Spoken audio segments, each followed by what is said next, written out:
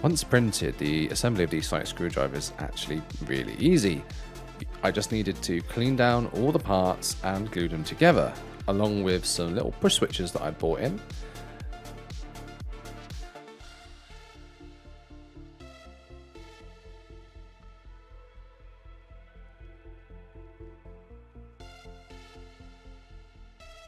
And now and then I had to cut off a couple of threads because they didn't quite print properly, but the glue was good enough.